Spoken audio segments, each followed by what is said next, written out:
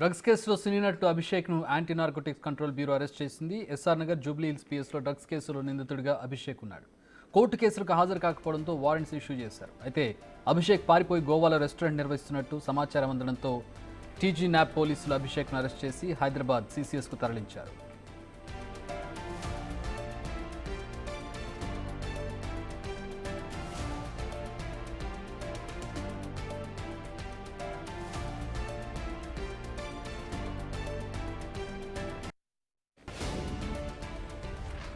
మా ప్రతినిధి రాణా జాయిన్ అవుతున్న దీనికి సంబంధించి మరిన్ని వివరాలు తెలుసుకుందాం. రాణా, ఇప్పటికే స్థితి ఎప్పుడు తప్పించుకుని వెళ్ళి రెస్టారెంట్ ఏర్పాటు చేశాడు అభిషేక్?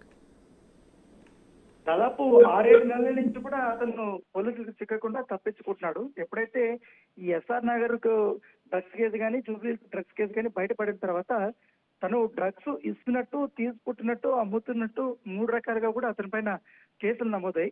సో అప్పటి నుంచి కూడా అతని కోసం పోలీసులు వెతుకుతున్నారు. ఇప్పటికే తన మీద కేసులు కూడా నడుస్తున్నటువంటి నేపథ్యంలో కోర్టులో కూడా అది నడుస్తుంది. కోర్టుకి హీరింగ్స్ కూడా అసలు కనీసం హాజరవటం లేదు. అనేక సార్లు వారికి సంబంధించిన కుటుంబ సభ్యుల్ని కానీ వీళ్ళని కానీ పోలీసులు సంప్రదించారు.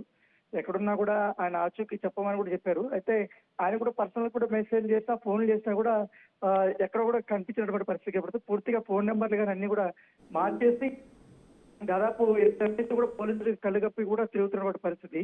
సో పోలీసులు ఎట్టకేలకి ఆయన ఆచూకీ కనుక్కున్నారు.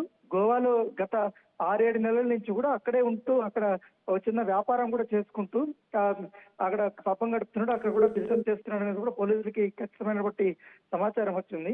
ముఖ్యంగా ఈ డ్రగ్స్ సంబంధించిన డీలర్స్ ని కానీ వీళ్ళందరినీ కూడా క్వశ్చన్ చేసినప్పుడు అభిషేక్ యొక్క ఆచూకీ కూడా తెలిసినట్టుగా మనకు సమాచారం ఉంది. వెంటనే టీనా పోలీసులు అక్కడికి వెళ్లారు గోవాకి. అక్కడి నుంచి కూడా అతను అరెస్ట్ చేసుకుని తీసుకొచ్చినటువంటి పరిస్థితి కనపడుతుంది. All right, thanks for the updates Rana.